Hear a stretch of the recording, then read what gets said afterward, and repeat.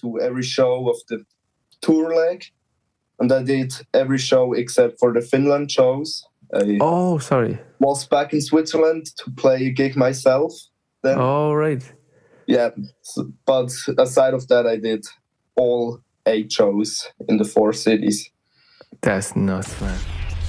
Welcome to That Sound Podcast, the show where music takes center stage. Join your hosts, Gavin Malone and Luke Cassidy. Whether you're here to geek out on music history, gain insights into the industry, or just enjoy some fun and interactive conversations, That Sound Podcast has got you covered for all things music. Strap yourself in and enjoy. Here's Gavin and Luke. And now, a word from our sponsors. We are proud to announce that we have Defy Sports with us again for Season 3. Of course, Defy Sports are an Irish company who design sports merchandise. From your local Gaelic team to your soccer team to your cycling team, they will design everything that you need in your club, from bags to jerseys to shorts to socks. And what else, Luke? Defy also offer merchandise for musicians. They will design merch for any band, singer-songwriter, any society, clubs, whatever you need merchandise for, they can accommodate you. And you can find Defy at defy.ie or on all social media platforms. And now, a word from our sponsors. We are absolutely delighted to announce that we have All Kings Competitions on board as a sponsor for Season 3 of That Sound Podcast. All Kings are Ireland's original and best online competition website. From Ferraris to houses to cash to luxury holidays and everything in between, All Kings have got you covered at great prices, great value. They can't be beat. Check out All Kings on all social media platforms. Thank you. Timo, you're very welcome to That Sound Podcast. How are you, man? Thank you. I'm great and glad to be here. Yeah, what about you? It's been a few weeks since we've seen each other in Madrid. Months, I should say. Yeah, it was in the middle of July, I think. That's right. It was my birthday. Yes. Okay. Congratulations. So, can you give us, tell everybody, introduce yourself, your band, and tell us a little bit about it? Yeah. Hello, everybody. I'm Timo. I live in Switzerland. I'm 20 years old. I play the drums in a rock band called the Heast. Yeah, Team Drums. We just released a few singles of our new record. First releases with that band, and very excited about it. Yeah. How did you all get together? You mean the recording, or? Oh, not just like how did the band form? How did you know the guys from growing up, or was it like not at all. paper, or what happened? No, I played in another band before, together with my brother, and then we quit that band. And one of our fans knew the other guys from my now band, and their drummer left. So he asked me, "Hey, I know a band that's looking for a drummer. You want to go to a rehearsal and get to know them?" And then I went to the rehearsal and it went great, jammed a little bit. And yeah, now I'm part of the band. Cool. Awesome. Did you record over in Bern as well, in Switzerland? Not exactly in Bern, but in the near of Bern, like 20 kilometers away. Cool. Yeah. Was that the first time that you went that far with a band that you were in, or have you recorded before with other bands? With the other band, actually, we were in the same studio, the same sound engineer and everything, so I knew the process from there. But it was like the first time I was also involved in songwriting and the organizing stuff and everything. That was the first time. Cool. Luke, maybe you want to add? So what studio was it that you recorded in, Timo? It was a studio called SOS Basement. It's in Switzerland. It's known for records of punk, metal, rock, everything with guitars and drums and bass and vocals. Yeah. Cool. Brilliant. Cool to know. We'll have to check it out for sure. Definitely. Can you give us an insight or tell us a little bit about what your setup was like? Yeah, my setup was quite like my live drumming setup. It was snare kick, normally 4 toms, 2 rack toms and 2 floor toms. And then I had 2 crashes. I think it was a 16 and an 18-inch crash, a 22 ride with a big bell, a little bell cymbal as well, a splash, China, hi-hat, and that's it, I think. Nice. Yeah. And do you like to play 2 kick drums in your setup or use a double pedal? Sound-wise, for me, it makes more sense to use a double pedal, but it looks a lot better with 2 kick drums. So Yes. live, if there is enough space, I always use the double bass. But maybe sometimes I just place 1 kick for show and use the double pedal as well. What did you use in the studio? Did you use one It was just 1 kick and the double pedal. and the double pedal? I Yeah, always think that's a lot easier for an engineer to work with. Yeah. Otherwise, you have 2 different sounds, and yeah, it's pretty difficult. And are you gigging much over there, or with the new stuff coming out, or what's happening? Actually, it's a bit complicated because our guitarist is in America for a few months. Okay. So it's a little bit shitty at the moment, but we are planning some gigs for the spring, something around. So we have to wait a little bit. I think I said it to you. I remember we put it up on our podcast page about the song of the week or whatever, "My Girl," and I think I said to you, I got kind of Queens of the Stone Age feel to it.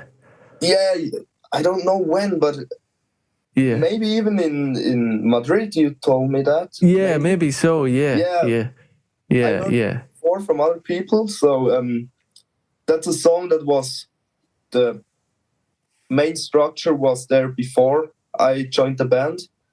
And our guitarist, Ollie, he is a big Queen of the Stone Age fan. So maybe. Yeah. It's a great song. It's very catchy, and I think it's great for like radio play as well. Like it would be perfect, to really push it out there. Some of the other tracks too, I got some like kind of early Foo Fighters. Got that kind of feel. Yeah, that could be one of my influences. I love Foo Fighters. Yeah, great band. Yeah, they are awesome. Would love. We actually covered 2 of them. We just recently covered Songs for the Deaf on our album reviews on our podcast, and we did The Colour and the Shape as well. We did the whole album review on the podcast, so that was good to really go in depth and get a bit of history on that. But no, back to your stuff. Like, there's some really incredible stuff, and there's a lot of good kick-ass drumming too. Thank you. Yeah, man. I was going to ask Timo where the influences came from for the music, but you seem to have answered the question with your influences anyway, with the Foo Fighters being one of them and the guitarist being Queen of the Stone Age. But were there any other bands that gave you influence in your songwriting? There is a lot. Actually, all of the 4 of us, we come from another direction of the rock and metal music. So myself, I really like the hard, heavy stuff, thrash and death metal, but also the old school rock and roll, hard rock, like Guns N' Roses and stuff. Then we have the bassist. He loves some core and Korn and some more proggy metal. And our guitarists, they love punk and the 90s grunge and stuff. So it's pretty mixed up. And I think if you know that, you hear every influence out of our songs a little bit. 100%. Yeah, really, you really get It's like a lot of, like you just explained, a lot of genres in a blender, and just the Heast comes out. Yeah, some great stuff. Really, really, really good stuff. So when the guy gets back from America, then you hope to start trying to get some gigs around Bern and see what happens. Yeah, of course. Not just around Bern. We play in every part of Switzerland. Oh, cool. Maybe we try to manage it to go to Germany and outbound, but it's hard if we are not famous yet in Switzerland to get a contract. Yeah. To get signed outside of Switzerland. Yeah. Get you over to Ireland, get some good Guinness. Yeah, get some Guinness, yeah. Guinness, drums, and some good gigs. Yeah. Yeah. Sounds like a plan, man. So we first met then at on a very warm morning. Luke, you were a little bit hungover. Yeah, a little bit. No, it wasn't warm. It was hot. Yeah, it was hot as fuck. It was hot. And poor Luke was.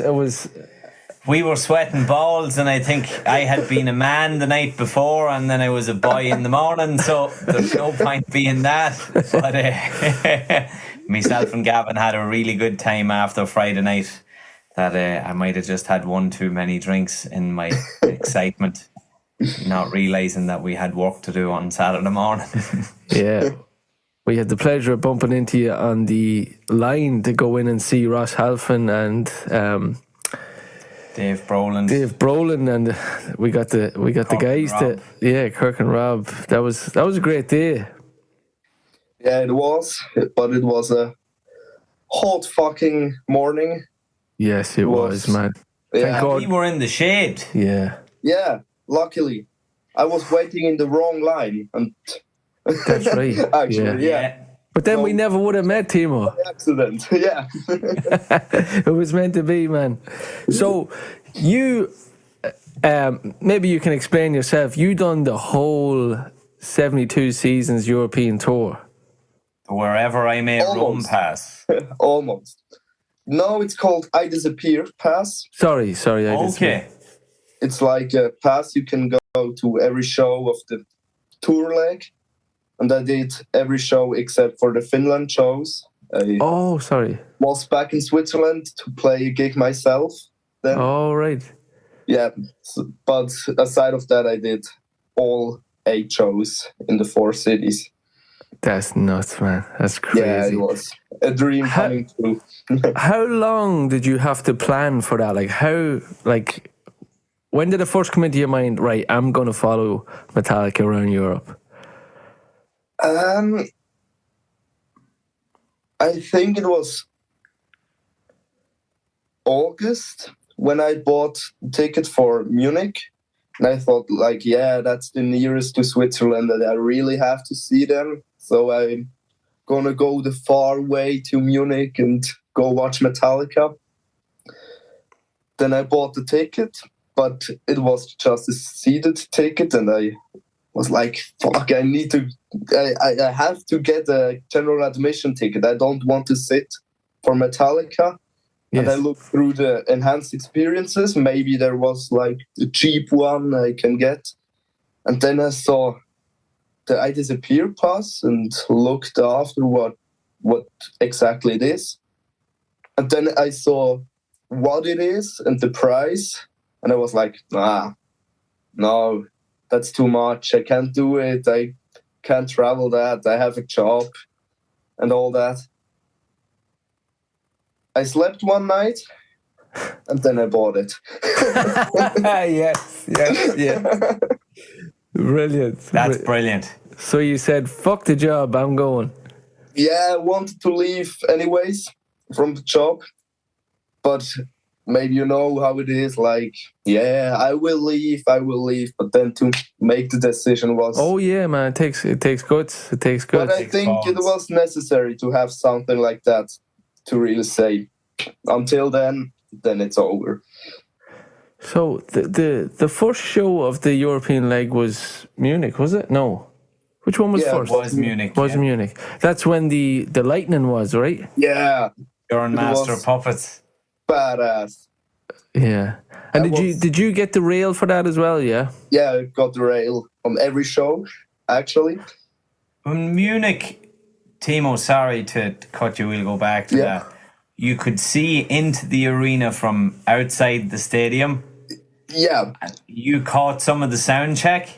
Yeah, actually caught some of the sound check. I went there on Thursday and was just like, look at the Olympic Park. It's a big park, a lot of green. And then I walked around the arena and saw the towers. And then a little bit in the back, there is a big tower. I don't know if it's an antenna or something. And you can go up there. So I thought, let's get the sight of the city and go up. And then from up there, I heard them play. So I looked down and there were the 4 band members and they played Inamorata. So I was actually able to hear it before of the official first time. Yeah. No way. And did they sing it or just play it? Both. James sang as well? Not every part, but like the cues. Yeah, it was a special experience. What's your take on that song? Actually, I didn't like it that much the first time I heard it, but after the second, third time, I thought like, that's a fucking banger. I love it. It's a little bit too long in my opinion, but each to their own. You know, I do agree it's a great song, but it's just, you know, I suppose especially live, I think it works so good for the band. Yeah. It's I'd love to get, like, because I personally don't really know, like, to get the rail, can you give me like a play-by-play? What's the structure of your morning? How do you get? Obviously, you get the early entry, but wake up 6 a.m. No. Straight to the stadium. Wait for 17 hours. Yeah. No way. With the I Disappear Pass, I have early access. Yes. But there is the early access enhanced experience sold. They get in before us. So it was always like looking how long the queue is. Will it be enough to get the rail? So I think I was there around 12 o'clock, grabbed some food, stood in the line, talked with the other Metallica fans. Awesome times, love them. Still have contact to a lot of them. And then we were just waiting until maybe like 3 or 4 to get in the secured area, but still waiting outside of the venue. Mm. And then I think like half an hour before the general admission tickets, we were let in, grab our places. And is it run? No, they throw you out if you run. Oh, you got to walk. And they say it like that. They don't want the people to run. And it worked pretty good. Is it like a fast shuffle? Like a fast shuffle and just claim your spot? At the beginning, slowly walking. And then everybody's like... always faster. And of course, you've got some absolutely brilliant photographs and stuff. You must take a lot of battery packs and stuff with you. Like, you must go through a lot of... No, actually not. No? No battery packs at all. I was like... Good fun. Yeah, I'll take some photos, but I want to enjoy the show. Yes, I do remember you telling me that, because our other buddy that we met from Germany, Jochen, he had a lot of battery packs and stuff. But he's into photography, I take it. He got some awesome pictures. His pictures were incredible.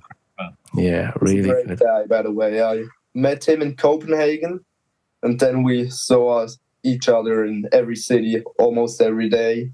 Yeah, it was a great time with him. Yeah, nice guy, really nice guy. What else was I going to ask you? Just like picking your brain. So obviously you've done Munich, Copenhagen, Warsaw, Madrid. That was it. We didn't do Finland. Would That's you have went to Finland, Timo, if you didn't have a gig? Or was it too far? No, of course I would go to Finland too. If I have the ticket, why not? Yeah, why not? And did you have to plan out your transport? Obviously, you kind of have to watch your money because it's so expensive. Like, you get buses and ferries, or are you flying, or what's your train? Or I did everything by train. Planned. It was planned by train. Okay. So I bought the Interrail ticket. It's like a ticket you can buy for a month or 2 months for in whole of Europe. So I bought that one. That's quite cheap for what you get. So for the whole tour, I paid like 500 francs. That's around the same amount in dollars. So it's pretty cheap to go traveling so much. And did a lot of guys that you kind of got to know, did you ever travel with them, or were you kind of... No, they were all flying. They were all flying? Most of them. But this was just way too expensive for me. I can only imagine. So I got to ask you, what was the best city, or what was the best vibe you got on the tour, or any memorable moments? There are a lot. Yeah. I can remember one particular one you told us about, bumping into a certain someone in Copenhagen. Yeah, I was just thinking about the exact same situation. In the shop. Yeah. I was in Copenhagen walking around the mall. I think I just visited the Lego store in Copenhagen. Came out, walked a bit, and then I saw a grey-haired, long-haired dude with a cap. And then I looked at him, and I wasn't really sure if it's really Kirk Hammett. So I think I looked at him like I don't know how I looked, but it's really stupid. So he looked at me and was gesticulating what's up? So I went to him and we talked like for a minute or something, just a short little chat. But man, my heart. Yeah, man, I was that so feeling. nervous. And Kirk was on his own, Timo, no security. I didn't saw any security. You didn't see? No one. He was really on his own. And no people around him bothering him. So I was happy for him that he is able to do that, because in the other cities it was horrible with the people. When I walked by accident by the hotel in Madrid, there was such a big crowd around there, and I was like, oh no, the poor guys. Yeah. You also said, I remember you telling us about Warsaw. It wasn't too pleasant, the people. Yeah, it was pretty harsh. So I don't know, the people were pushing around a lot from the beginning of the show, just from the back, pushing the people in the rails, and there were a lot of people fainting and passing out in the that's front. no fun. The security was just carrying them away one by the other. Oof. And also when the drumsticks got thrown out, people tried to steal them from like children. Yeah. Grown men tried to steal a drumstick from a child. So yeah, that wasn't so good. Yeah. So would you say there was an overall favorite city that you hit? Yeah, it has to be Madrid. It has to be Madrid. Yeah, because I don't even know if I told you that. The last show on Sunday, I won the Snake Pit ticket. Yes, you did tell us. Yeah. A friend of mine won the Snake Pit and took me with him. Yeah. And with the early access, I was able to get in the front of the Snake Pit. So there was like me, and 50 centimeters from me was the action happening with James and Kirk and Rob and Lars a few meters more away. But it was great. We did see, there was one guy in the Snake Pit on the Sunday night with a huge Irish flag. I don't know if you've seen him. No, I didn't see him. Yeah, we actually caught him. We were... He was from Galway and he was walking with it. And we had waved our flag and sort of, shook hands and fist bump and had a chat for 2 minutes, and then he went into the snake pit. We also Fuck you and going to the snake pit, yeah. yeah, I know. We also got to meet Benjamin. Yeah, we seen Benjamin on Sunday. The roadie, Benjamin? Yeah. Do you know what he is doing on tour? I guess he's like a runner. If you know that, go do this and go do that. But maybe, I don't know. He was mic'd up and stuff. Yeah, so. but all the times I just saw him walking around with nothing in his hands, just looking around. I don't know.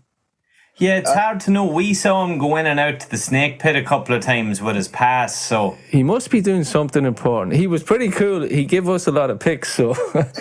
Yeah, he was cool. He's a cool guy. Yeah. We got a laugh out of him. We actually got to see him laugh, so that was funny, that's not bad. Yeah, he walked past us and we were like, hey, Benjamin. He's like, hey. And we told him a funny story we had and we got a good laugh out of him, so that was like the first... Yeah. Madrid was a cool city, I thought. That was the first time I've been to Madrid, but obviously you've seen it in other cities on the tour, but I just thought it was class, so cool to see, the main square there in Madrid and just everybody's wearing Metallica. Yeah, it was, but I think the most extreme it was in Munich. Okay. The city was full of Metallica fans. I went to a museum and everywhere just Metallica fans, black clothes people everywhere, really.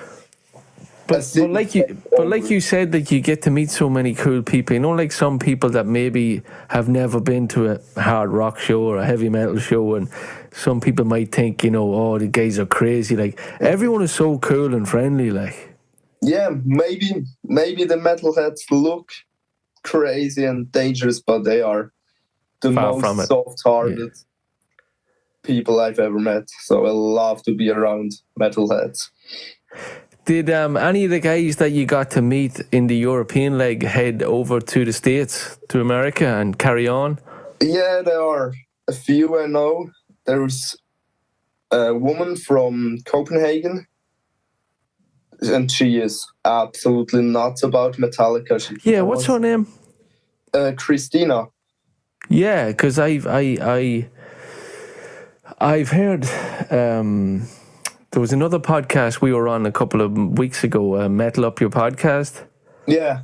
He's a guy from Nashville, and he has spoken about her. Yeah. She's well known, right, in the community, Yeah, and she is such a great person. I was standing with her in the snake pit for the last Madrid shows, and we had so much to laugh about, and it was just great. Cool. I seen there was another guy, I'm not sure what his name is, but his Instagram, Oranato or Ora. Oh, the one from Japan. Yes. Yeah. Yes. Oh, funny guy. He is part of the Japanica. Okay. Oh, the Metallica tribute group? No, the local chapter fan club from Tokyo. And he is really proud about it. Okay.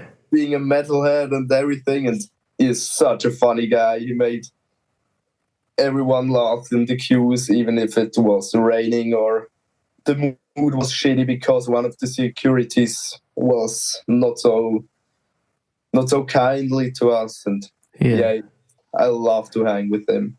He's on his way to Mexico, right? Yeah, I think he really did every single show. That's amazing. Now, did you hear the rumours that they may be going to Asia and Australia next year? Yeah, that's maybe a bit more than just a rumour. Did you hear when it might be? Time of the year? No, I didn't. I don't know that, but I know that they will release the tour dates after the Mexico shows. So I think it's going to be pretty soon. Would you go? No. Money says no. Yeah, I know. Japan. I'd love to go to Asia, but Yeah, I would and I wouldn't, because the shows are so different in Asia. Like they're so much more relaxed and stuff. You ever hear like feedback from people who have toured? Yeah, the crowd. They're very polite. Yeah, they're almost too polite at times. The Japanese the crowd. big shows. But I know a band that was on tour in Japan, in the underground thrash scene, and the people go nuts. Oh, that's good to hear. They went nuts. So I think it's when they are seen and have to behave, they are quiet, but they can go nuts. So how many times have you seen Metallica, Timo? 9 times. So 8 times of them was this summer. Was a bit unlucky before. I had a ticket for them in Switzerland in 22, but they canceled the show like 3 hours before the gig was to happen because one of the members got COVID. That was the Roadkill show, was it? Sorry? Is that the name of was it a festival, Timo? Yeah, it was a festival, but it was called Out in the Green. Oh, okay. Yeah. I'm trying to think of some more Metallica questions to ask. So where did you get to see them then in the other one? At the best festival I've ever been to. It was at Hellfest in 2022. Brilliant. Yeah, and the lineup was just too much to handle. Who else played? Everyone. Guns N' Roses, Metallica, Scorpions, 9 Inch Nails were the headliners. Then Megadeth, Creator, Destruction, Alice Cooper, Judas Priest. I don't remember. Everybody. But so many bands. But it was too much. Because I was one day, I remember, I think it was Saturday, we were in the front of the main stages for around 8 hours, one show after another. I didn't want to miss. Cool. So that was like a marathon, and I was exhausted after that. I've seen some great photos of Hellfest. Like, they put on a hell of a show, like with all the what would you call them, like theatrics, pyro. Yeah, all the pyro and all the stage fronts as you're walking in. It looks like you're going into hell, like, pretty much. And it's not just the stage area, but also like the whole festival area. There are statues from Lemmy or Ronnie James Dio. No, Ronnie. Yeah. Or Alexi Laio is also featured, and there are tributes to heroes that are dead, and it's just great to be there. Whereabouts is that in France? It is far west, almost in Spain, but a little bit more in the north. Okay. Yeah. Maybe 1 year we'll get there. Yeah, maybe we'll have to go. Yeah, you have to go. It's literally the best festival I've ever been to. And you go camping there?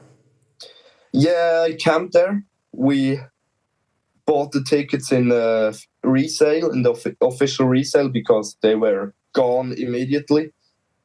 And we got a ticket with a camping upgrade, so we didn't have to bring our tent. There was a tent prepared for us that was pretty neat. And cool. Yeah, that was great. Pretty comfortable. Yeah. Cool, man. Cool. Bigger tent? No, it was small, but comfy, and a great location for the camping with good breakfast and good, fresh, cleaned toilets and showers and everything. That's what you need. Perfect. Yeah. Surely. I was going to ask you, Timo, what is your favourite Metallica album? I know it's a hard question. I hate this question. For a long time it was Justice, but I don't know, at the moment it's absolutely Ride the Lightning. That's exactly the same as me. I always said Justice, and until we recently reviewed Ride the Lightning, I'm like, oh my God, man, Ride is so good. And the guys were like 20, and they wrote that banger of an album. So good. Yeah, when you think you're only 20, like how they managed to do this, to put out this album. Yeah, so good, isn't it? Oh man, like such a good album. Such a good album. And I think since we done the review and have listened to it more, my love for it has definitely grown. Oh, massively. Not like it wasn't there already. Do you know what I watched last night? I'm even enjoying Trapped Under Ice and Escape now. Like, I will put them on. Yeah. You didn't enjoy Trapped Under Ice? But, like, I would listen to them, but I much preferred the other tracks. I think Trapped Under Ice is like Kill 'Em All, kind of. Whereas now, I will like, all right, let me put on that song and listen to it. Especially on the vinyl, because they are both on the one side. Oh, yeah. Yeah, that's right. I love it. But I watched Slane Castle last night. Again? Yeah, I don't know why. Yeah, and but Ride the Lightning is on it. Yeah, it was brilliant. Yeah, and the third song they played, Ride the Lightning, is fucking brilliant. So, Timo, I said it to you earlier, your dream set list. Did you come up with one? Yeah, actually I had to think about it because they have a lot of good songs Of course. to choose. I didn't put them in a setlist order, but in an album order. Okay. And it was a pain. Yeah. Sorry, Timo. So from Kill 'Em All, Whiplash, I just love the song. And live, it was so good. As an opener, I think it's one of the best openers to choose from. Definitely. Then I would love to hear the Four Horsemen. Yeah. I don't know, but that song is just such a good song. Yeah. Yeah, too much. Then from Ride the Lightning, yeah, I had to pick 4. Of course, Ride the Lightning. Fight Fire with Fire. I really love this song.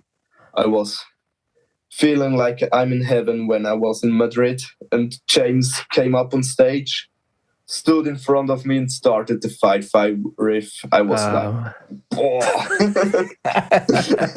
Love it. Then the Call of Cthulhu. Yes. Yeah, that was so good. And of course, Fade to Black. I think it's one of my big favorites from the band. Yeah. Live at the shows, at all the shows, I was in tears after it. So yeah. To me. Then from Master of Puppets, yeah, I like the album, but I think I have to choose Master of Puppets and Battery. Just a thrashy stuff on that. Then from Injustice for All, Shortest Straw. Yes. And one that I think Lars isn't capable of playing anymore. Dyer's Eve. Yeah. I would love to hear that song live. You heard it, right? No. In Mannheim, no? No. They've only played it a handful of times live. Okay. I love 1 and Black and 2, so I had to put them on the list too. Then I skipped a few albums, not because I don't like them, but... You've heard them so many times. Yeah, especially the Black album. There are good songs, but like the most famous songs, I'm just a bit sick of it. Yes. I remember you saying that was, you're like, if I hear Nothing Else Matters one more time... And they're going to play it every night, of course. Yeah. It's always funny when I tell the people, I was at the Metallica shows and stuff, and they are, isn't this the band with Enter Sandman and Nothing Else Matters? And I'm going like, shut the fuck up.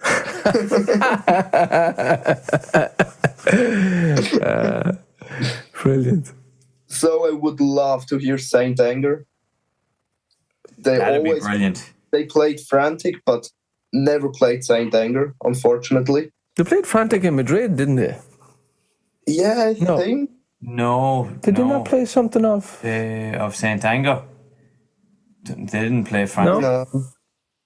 Oh, maybe I'm wrong. Sorry. I think they played Frantic once, maybe in Copenhagen, but I'm not sure. And I would love to hear Spit Out the Bone.